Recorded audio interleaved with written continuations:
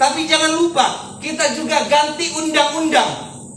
Undang-undang kegelapan yang dominannya mengikuti keinginan mata, keinginan daging, keangkuhan hidup. Berubah undang-undangnya yang diajarkan oleh Yesus. Undang-undang berita tentang para murid. Sangkal diri, pikul salib, ikut Yesus. Nah, itu undang-undangnya berbeda. Terus budayanya berbeda. Sebelumnya dalam kerajaan kegelapan, budayanya yang dibangun adalah menonjolkan diri, menjadi nomor satu, menjadi yang terpenting, yang terutama. Dalam hal apa saja, menjadi ego. Haus kekuasaan, haus kemuliaan, haus sanjungan, haus posisi. Tiba-tiba, budaya yang Yesus ajarkan apa? Melayani itu, kepemimpinan itu adalah melayani. Siapa yang terbesar, hendaklah dia menjadi hamba satu sama yang lain. Budaya yang baru, misinya juga berubah. Dulu kita kerja, yang penting dapat makan, cukup, bisa bayar cicilan, bayar utang, punya usaha, punya rumah, ya udahlah, jadi Kristen biasa-biasa, pergi-pergi gereja, kasih persembahan, kasih perpuluhan, baik-baik aja lah, nggak perlu yang lain. Ini tipu daya setan, bahwa pekerjaan dan usaha, fasilitas yang dipercayakan bagi kita hanya untuk kepentingan kita. Waktu kerajaan Tuhan masuk, menerangi, wow, ternyata pekerjaan kita, usaha kita, fasilitas rumahmu, kendaraanmu, ternyata adalah jembatan, ternyata adalah kendaraan untuk perluasan kerajaannya. Amin. Ini berbeda. Nah, Yesus kenapa waktu dia bangkit 40 hari dia mengulang hal yang sama lagi kepada para muridnya? Karena para muridnya baru masuk kepada pemahaman ganti penguasa, yang area-area lain belum. Kenapa saya bisa katakan demikian? Di ayat selanjutnya dari Kisah 1 ayat 3, waktu Tuhan berkata tentang dia mengulang-ulang kerajaan, para murid berkata, kapan Tuhan Engkau akan memulihkan kerajaan Israel? Mereka masih melihat secara lahiriah, secara fisik, bahwa bangsa Israel pada zaman itu, mereka itu terjajah oleh Romawi. Mereka tidak merdeka. Yang mereka lihat adalah fisiknya. Tapi Tuhan berbicara, mengajarkan dari spiritual dulu. Dari alam roh kepada alam jasmani. Dari hal rohani kepada hal fakta, hal fisik. Nah, Yesus mengajarkannya. Nah, salah satu pemahaman yang perlu kita perhatikan adalah Yesus membawa visi kerajaan ada di muka bumi, disertai misi kerajaan, disertai strateginya, strategi kerajaan. Nah, Yesus dan para rasul mengerjakannya, melakukannya, mencontohkannya. Kalau kita lihat di Kisah Para Rasul, bahkan di Injil dikatakan, ditulis oleh Dr. Lukas, baik Injil Lukas ataupun Kisah Para Rasul dikatakan, dia menulis kepada Theophilus, ya, bahwa apa yang dikerjakan dan yang diajarkan Yesus. Amin. Ini harus menjadi esensi bagi hidup kita. Setiap kebenaran kingdom, kerajaan yang kita terima, kerjakan dulu, baru ajarkan. Amin. Kerjakan dulu, baru kita ajarkan. Kita lihat di Kisah Para Rasul saat itu bahwa Yesus selesai. Lihat kalimat berikutnya. Yesus selesai dengan karya kematiannya. Tapi Yesus akhirnya menampakkan diri dan menyatakan atau membuktikan dan mulai mengajarkan. Nah, ini sebenarnya poin-poin, prinsip-prinsip, nilai-nilai yang kita tinggal ikut jejaknya Yesus. Kita ikut jejaknya Yesus. Idola kita, Tuhan kita, sanjungan kita itu Tuhan Yesus. Ikut ajarannya, ikut apa yang dikerjakannya. Salah satu bagian daripada kingdom adalah dia menyeluruh. Dalam Matius 13 ayat 38 bahwa dikatakan begini, 37-38 bahwa dunia ini adalah ladangnya Tuhan. Dan Tuhan mau menegakkan kerajaannya lewat anak-anak kerajaan.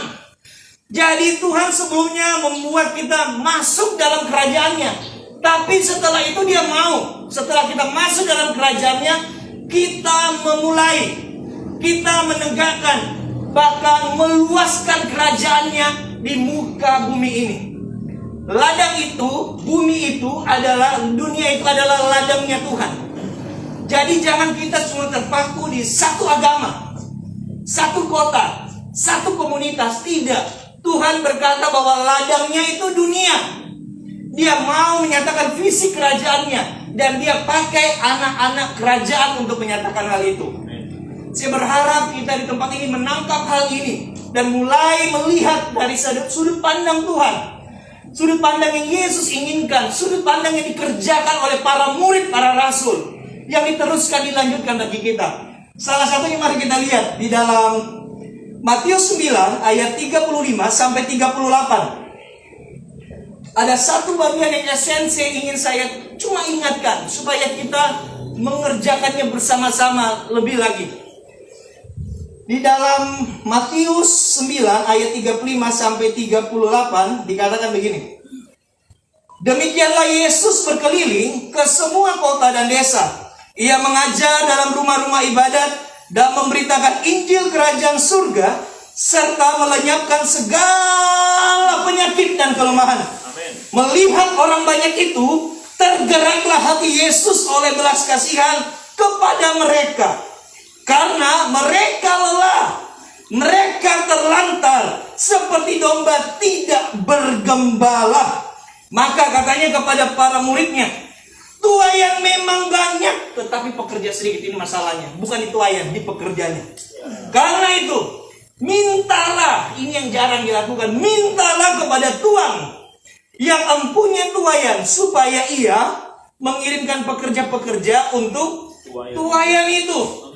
Jadi paket menghadirkan, meluaskan kerajaan Tuhan itu bukan cuma sampai memberitakannya, tapi paket komplit. Dari ayat ini kita melihat bahwa masalahnya adalah bukan pada tuaian. Dari zamannya Yesus sudah dikatakan tuaian itu sudah menguning. Ladang sudah menguning, siap untuk dituai. Tapi pekerja-pekerja yang sedikit. Kita banyak mungkin pendeta, banyak yang berstatus hamba Tuhan, banyak yang berstatus melayani. Tapi dalam kategori pekerja yang Yesus mau kita kurang. Makanya kita harus tangkap hal ini. Bahwa komunitas di mana kita berada, pemuritan di mana kita berada, lingkungan di mana kita berada, harus cepat. Orang percaya baru harus cepat jadi murid dan pekerja dan diutus. Dalam komunal cepat jadi murid, pekerja, diutus. Bermultiplikasi cepat. Karena apa? Tuaian yang banyak. Sejauh mata kita memandang dan dimanapun kita berada, itu tuaian. Itu tuaian semuanya.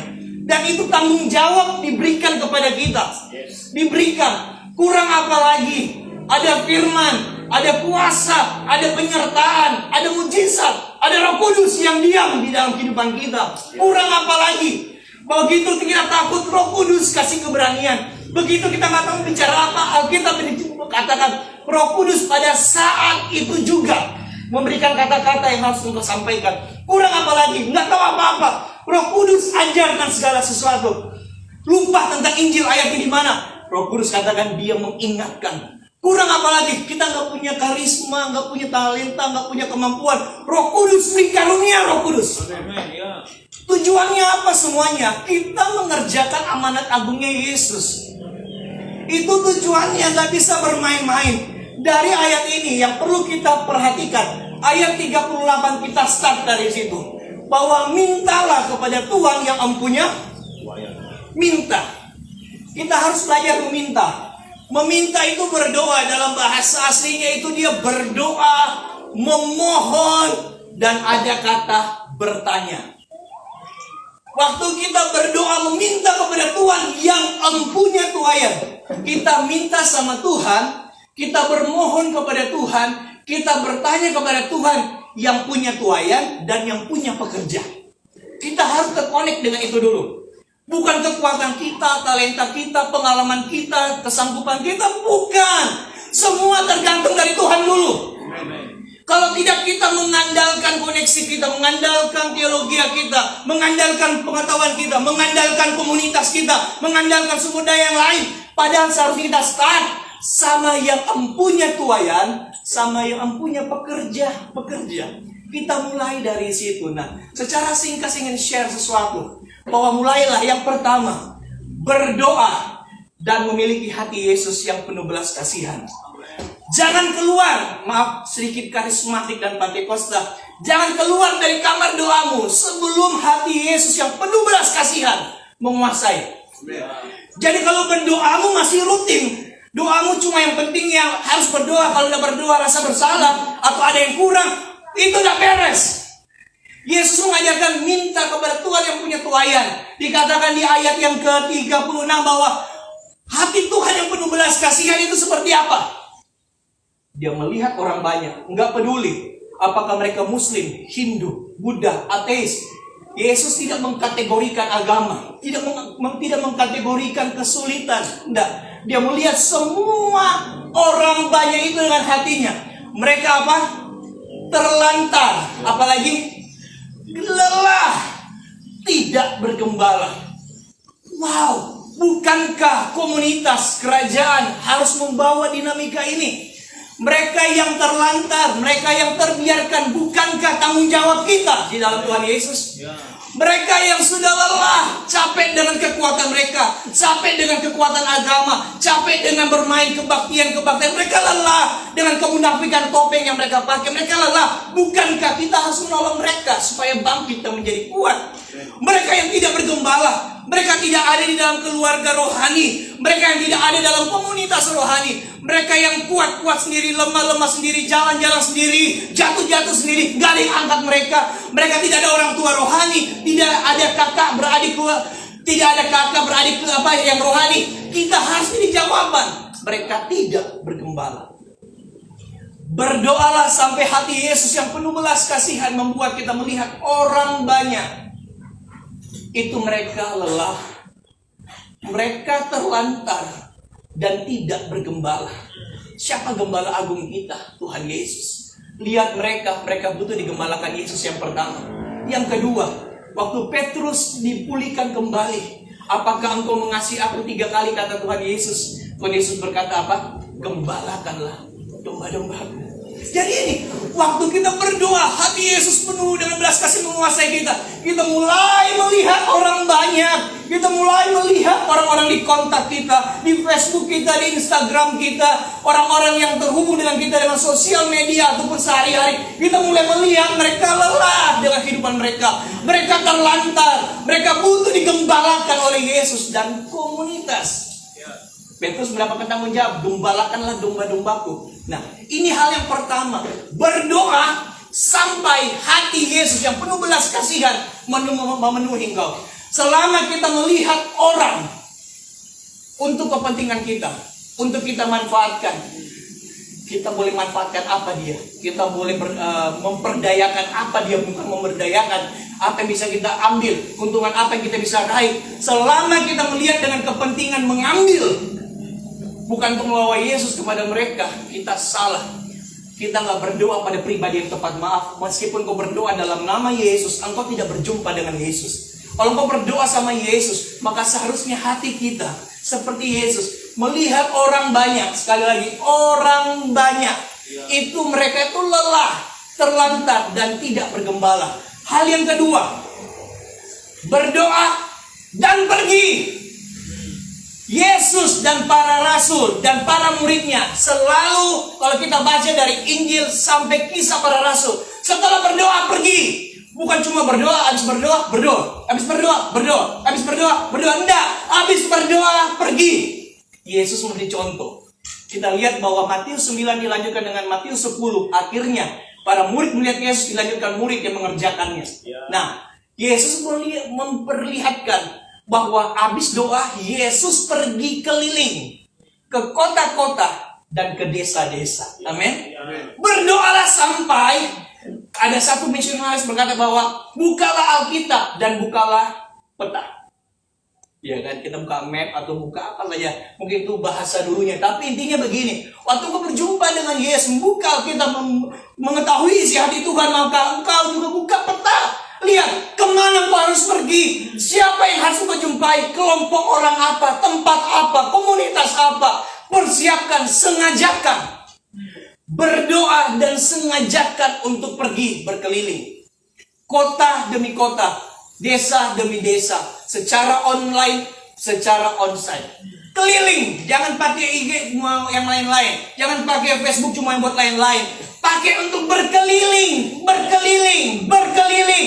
Kita sedang tidak mempromosikan diri kita, sorry, enggak. Kita sudah tidak bermain di situ. Kita berdoa. Roh Kudus mengurapi dan taruh firman-Nya, lepaskan. Karena pasti ada 1-2 orang yang sudah dipersiapkan untuk dituai. Puji Tuhan kalau Tuhan anugerahkan kita yang menuai. Tapi kalau orang lain yang tuai, enggak masalah. Mungkin kita yang menanam, mungkin kita yang menyirap. Yang pasti Tuhan yang menumbuhkan. Amen. Tuhan yang buat orang lain menuai. Amin. Yang kedua adalah berdoa dan pergi.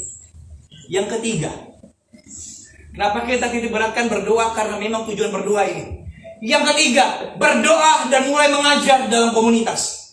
Dikatakan bahwa Yesus mengajar di rumah-rumah ibadat. Ayat yang ke-35. Ini kumpulan orang-orang yang sudah percaya. Cuma mungkin ada serong paradigma, keliru hal ini dan sebagainya. Tapi intinya mereka sudah mempercayai kitab suci. Beberapa dari antara mereka mempercayai Mesias, walaupun masih perlu diarahkan bahwa Mesias itu Yesus. Intinya komunitas orang percaya. Kita perlengkapi terus. Apa yang kita perlengkapi? Hal yang sama. Suruh mereka apa? Suruh mereka berdoa dan apa? Memiliki hati Yesus. Suruh mereka apa lagi? Suruh mereka berdoa dan apa? Mulai pergi. Dan yang berikut poin-poin berikutnya. Nah, kita juga tidak anti dengan organisasi, dengan denominasi. Kita masuk di segala organisasi dan denominasi. Tujuannya salah satunya adalah mengajar untuk akhirnya mereka mengikuti polanya Yesus, ajarannya Yesus dan para murid yang ada, mengikutinya. Yang ketiga, berdoa dan memberitakan Injil Kerajaan Surga. Perhatikan ayat 35, bahwa yang pertama ajar di dalam rumah-rumah ibadat. Tapi yang kedua, memberitakan Injil Kerajaan Surga. Itu nggak ada tempat spesifik. Maksudnya apa itu? Dunia. Di marketplace-mu, di pernikahanmu, di kumpulan arisanmu, dimanapun kau berada, beritakan Injil Kerajaan. Waktu engkau mengajar di poin yang kedua di komunitas, bisa aja engkau berbicara selain keutamaan Kristus mungkin. Ada nilai-nilai pernikahan, mungkin dan lain-lain, pengharapan, iman. Tapi khusus memberitakan Injil Kerajaan Surga. Di poin yang keempat ini, doa dan memberitakan Injil Kerajaan Surga di mana-mana. Fokusnya, orientasinya harus Yesus.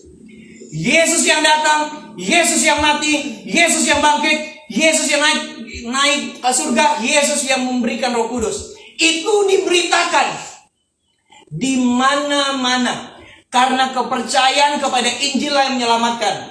Bukan kepercayaan kepada kata-kata motivasi kita, bukan. Bukan kepercayaan kepada kata-kata rohani kita.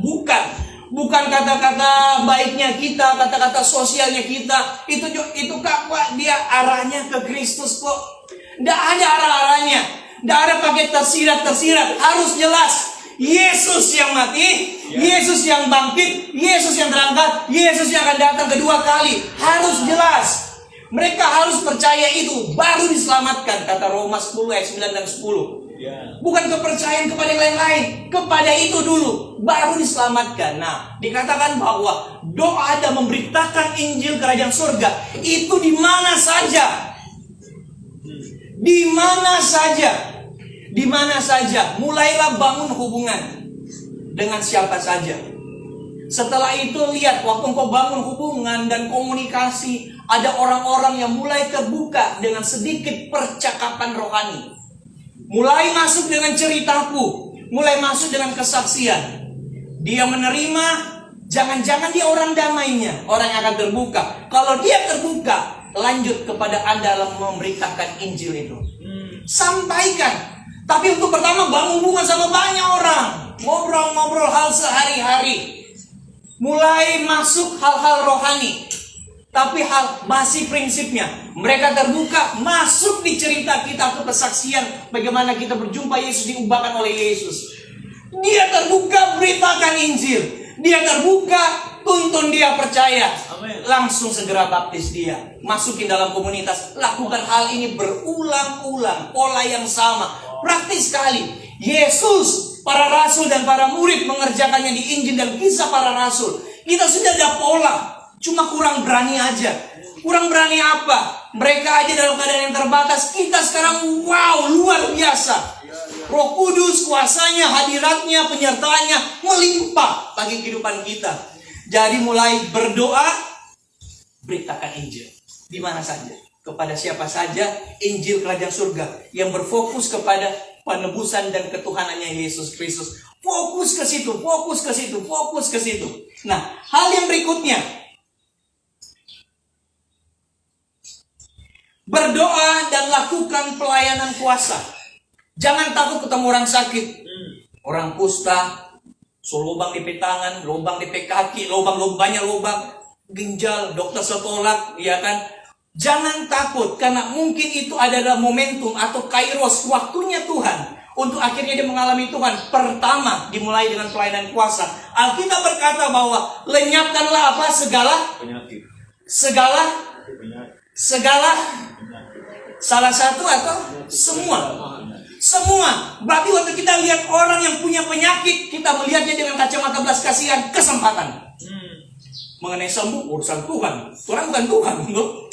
Tapi kita bertindak berdasarkan hati dan iman di dalam Tuhan Yesus Kristus. Lihat bahwa doa dan pelayanan kuasa itu harus aktif juga. Bagi kita di komunitas, jangan dikit-dikit tunggu penatua, tunggu kakak-kakak pemimpin hafruta yang backing, yang doa akang, yang sebagainya. Enggak. Mereka harus dilatih. Dorang pe keluarga, dorang pe tetangga, dorang pe apa. Kalau ada yang sakit, doakan.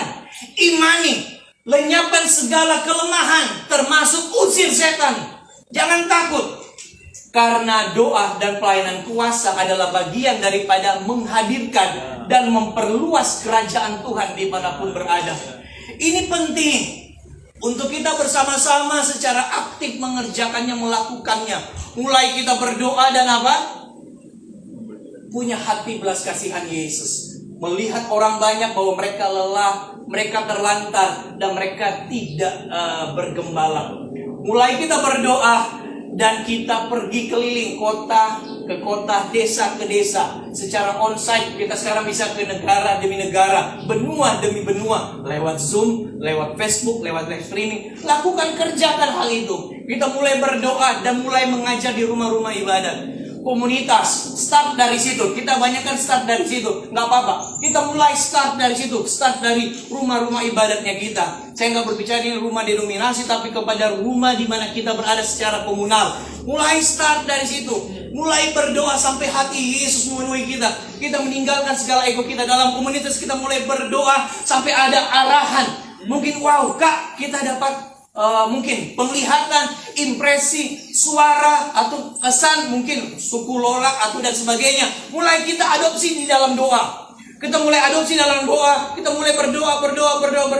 Kita mulai mempersiapkan diri. Kita mulai susun dan mulai pergi. Pemetaan mungkinkah, pendekatankah, mulai mungkin bangun hubungan, mulai membagikan cerita. Kita ada kesempatan beritakan Injil. Mulai dari komunal adopsi. Jangan please cuma adopsi yang sudah lahir baru. Sudah lahir baru, apalagi baku berdebat tentang keselamatan, hidup kekal sudah. Dia so yakin selamat kok, pindah ke tempat lain. Sama yang terbuka setelah diselamatkan mau jangkau jiwa, itu kita layani. Kita nggak punya cukup waktu berdebat sama orang yang tidak mau mengerjakan. Ada orang-orang yang Tuhan sudah persiapkan terbuka, fokus sama situ. Nggak punya banyak waktu kita, mungkin dia akan terbuka dengan orang lain, tapi sama kita yang lain nggak masalah. Kan Tuhan, kembali lagi ayat 38, yang empunya tuayan dan yang empunya pekerja-pekerja. Ini kita lagi konsentrasi berdoa bagaimana orang percaya, para murid jadi pekerja. Dimulai dari kehidupan doa mereka. Amin.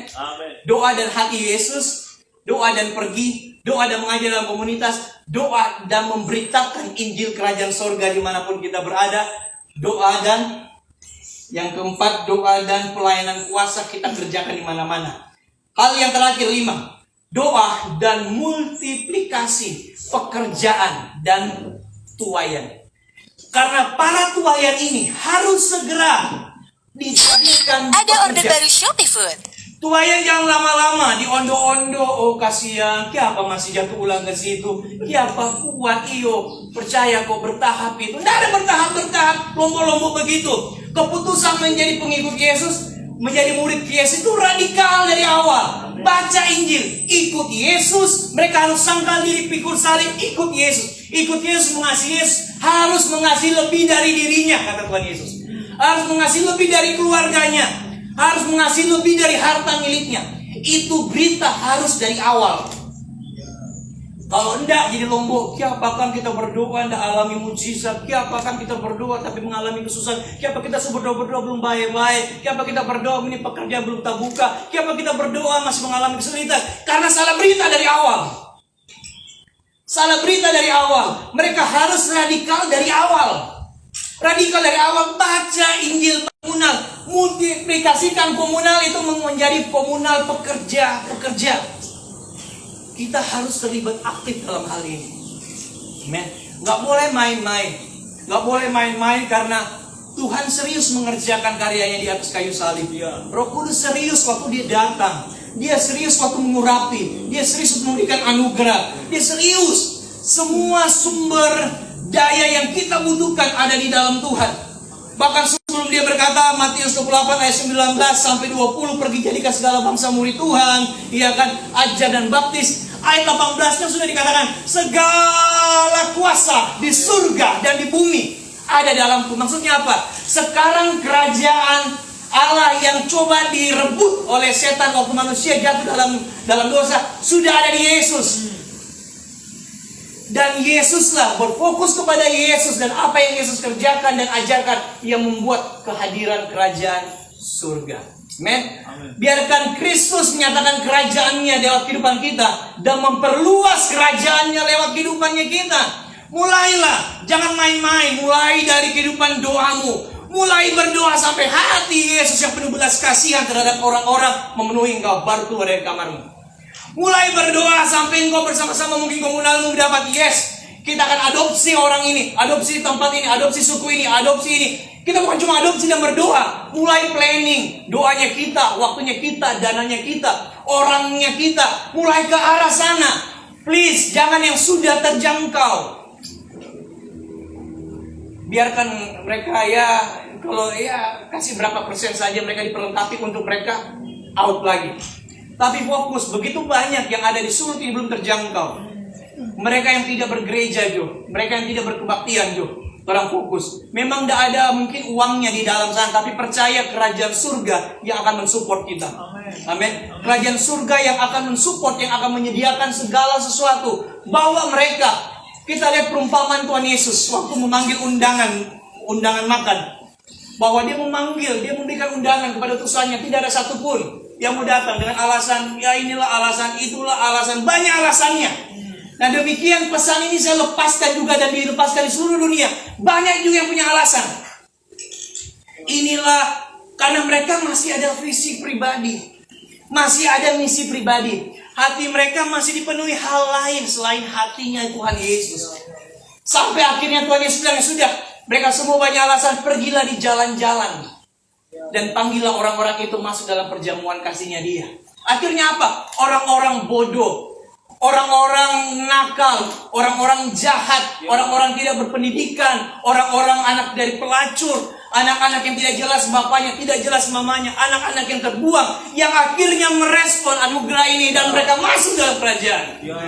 Nah, masalahnya kita bekas rusak tapi sudah baik. Jangan sampai karena kita lambat lagi bergerak, Tuhan panggil yang lain.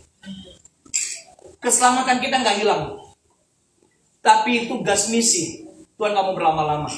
Lepaskan kamu nggak mau, dilepaskan dikasih kesempatan nggak mau, dilepaskan nggak mau, itu Tuhan pindah ke lain. Alkitab berkata begini dalam hal perumpamaan kerajaan, baik itu benih, baik itu perumpamaan lain, ada satu perumpamaan yang sangat menarik bahwa Tuhan meminta buah kerajaan. Waktu mereka tidak menghasilkan buah kerajaan, maka kerajaan itu akan diberikan kepada yang lain. Ini bukan tentang keselamatan, bahwa tanggung jawab hati Tuhan akan dipindahkan ke orang lain. Kamu gak respon, kasih yang ke lain. Sayang kan? Padahal sebenarnya kita bisa lakukan lebih, bermitra dengan Roh Kudus selama di muka bumi. Dikasih kesempatan, ditolak banyak alasan. Keluarga, anak, istri, pekerjaan, waktu, semua banyak sekali alasan. Saudara tahu tidak? Itu adalah tipu daya setan yang masuk dengan ruang abu-abu. Kita dibikin sibuk sekali sampai nggak memperhatikan yang esensi. Tuhan gak suruh kita berhenti pekerjaan dan berusaha. Tuhan gak suruh kita tidak menyayangi keluarga dan tidak membangun hubungan. Tidak. Tapi Tuhan mengajarkan bagi para murid mengasihi Tuhan dan mengasihi isi hatinya harus lebih dari pekerjaanmu. Segala apa yang kau miliki, dari semua orang yang paling kau sayangi, bahkan termasuk dirimu. Men, kita bawa hal itu. Ini yang Tuhan mau. Jangan ada visi lain selain visi Yesus. Jangan ada misi lain selain misi Yesus. Jangan ada strategi lain selain strateginya Tuhan Yesus. Strategi Yesus untuk memenangkan dunia adalah murid yang memuridkan. Strateginya Yesus, pemuridan. Jangan pakai platform yang lain. Yang lain cuma alat pendukung jembatan, tapi itu bukan strateginya. Oranglah, para muridlah, oranglah, komunallah, komunitaslah, sarana daripada untuk menjangkau dunia ini. Amin, ya. Bukan yang lain-lain. Bukan aduh lagi kurang doi, kurang fasilitas, kurang ini, kurang ini. Oh, orang ku anda ada fasilitas ini, orang ku anda ada belum sekolah ini. Nggak. Orang. Segeralah orang itu waktu sudah mengalami kerajaan, langsung kasih visi ini. Begitu dia mengalami, dibawa masuk dalam kerajaan surga, bawa masuk mengalami Yesus sebagai Tuhan dan Juru Selamat, langsung taruh di awal visi ini. Ini tujuan kamu masuk dalam kerajaan ini. Ini visinya. Ini kerjakan. Bersama komunalmu, bersama komunitas yang ada. Kerjakan sampai akhir. Jangan teralihkan. Karena banyak sekali pengalian-pengalian agama. Banyak sekali pengalian-pengalian yang lain. Yang memikat. Ingat, selalu jebakan dan perangkap dan pengalian itu selalu memikat. Oh, jalan lebih cepat. Ya kan? Dilihat lebih menarik, perangkap-perangkap. Lebih harum, lebih bagus warnanya, selalu menarik secara lahiriah. Pengalihan-pengalihan dan jebakan-jebakan.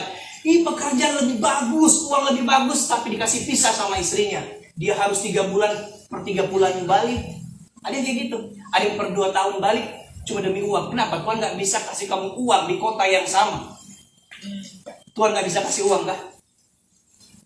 Bisa. Suami istri gak boleh lama-lama berpisah. Orang di badan mis juga cuma bisa dulu 3 minggu, sekarang 2 minggu, sekarang diperketat 1 minggu. Wow. Kenapa? Setengah mati layani luar, tapi pas balik sudah selingkuhan. Wow. Yuk, menjaga. Jadi penting sekali bahwa Tuhan sanggup kok. Bagi kita yang berkeluarga, pelihara kita di tempat yang sama. Amin. Kerajaannya sanggup pelihara. Urusan kekekalan aja surga dan neraka dia urus, apalagi urusan makan minum pakai kita. Ya. Dia akan urus. Fokus aja waktu kita telah masuk dalam kerajaannya, dia kasih visi kerajaannya, mulai nyatakan, perluas kerajaannya ini, mulai aktif bersama komunalmu, mulai komunitas kita melahirkan komunitas-komunitas yang mengerjakan hal yang sama. Jadilah pekerja. Di mana saja keliling, bangun hubungan, bangun cerita, beritakan Injil. Di mana saja mulai kita lihat kesempatan lakukan pelayanan kuasa. Di mana saja biarkan hati Yesus membuat kita melihat orang-orang. Mau Muslim, Hindu, Buddha, ateis, ataupun suku-suku yang lain, kita melihat bahwa mereka tidak bergembala. Mereka itu orang-orang yang lelah. Mereka orang-orang yang terlantar. Jangan lihat apa yang mereka kerjakan pada minoritas. Jangan lihat itu. Lihat bahwa mereka orang terhilang. Mereka butuh Yesus Sang Raja menyelamatkan mereka. Kita mulai berjalan melihat, wow, ini kesempatan. Waktu kita sudah berjumpa dengan orang bahwa mereka perlu menjadi pekerja, mereka perlu ada dalam komunitas, mereka perlu mengalami pelipat gandaan, multiplikasi pekerja, multiplikasi komunitas. Semuanya aktif, nggak bergantung sama Kak Mario, ya. Nanti Kak Mario juga berdoa Kang, ya. Kak Mario juga yang usir ke setan, Kak Mario juga yang berdoain orang sakit, Kak Mario juga yang pimpin ini komunitas. Nggak ada kayak gitu. Semua pertama kali masuk dalam kerajaan surga, kerajaan Allah dan pemerintahan Tuhan, mengenal Tuhan secara pribadi, langsung kasih visi ini. Pada hari yang pertama juga, bimbing dia langsung bersaksi. Bimbing dia langsung cerita tentang Yesus. Bimbing dia untuk berkomunal. Bimbing dia untuk rutin. Bimbing dia memiliki hati Yesus. Bimbing dia berdoa. Langsung di hari pertama. Jangan berlama-lama. Jangan terlalu banyak tahapan dan step-stepnya. Jangan. Segera di hari pertama. di hari pertama. Mari kita kerjakan bersama-sama. Ini Yesus sudah lepaskan, ya kan? Yesus sudah melihat di surga. Wow, Roh Kudus sudah sangat antusias, dinamis, mau bermitra dengan orang, dia ada di dalam orang. Wow, dia senang sekali akan tuayan-tuayan, tapi banyak yang tidak meminta sama dia. Berdoa itu sama dengan memohon, meminta, dan bertanya. Tuh, kalau kita datang kepada Tuhan, dia akan kondisikan tuayannya, dia akan kondisikan kita sebagai pekerja, dia akan siapkan pekerja yang lain. Dia yang kerjakan semuanya. Dia yang kerjakan semuanya. Bukan kekuatannya kita. Bukan di sana kok peluang. Bukan lagi kekuatan kita punya data. Bukan lagi kekuatan manusianya kita. Enggak. Kekuatan Roh Kudus lah. Kita datang kepada Tuhan yang empunya tuayan. Kita datang kepada Tuhan yang empunya pekerja-pekerja. Dia akan jadikan kita pekerja. Dan dia akan jadikan tuayan yang dia percayakan bagi orang menjadi pekerja. Segeralah layani tuayan yang Tuhan percayakan bagi kita. Segeralah latih mereka dan utus mereka sebagai pekerja. Amin. Mari kita bangkit berdiri. Haleluya Tuhan Yesus.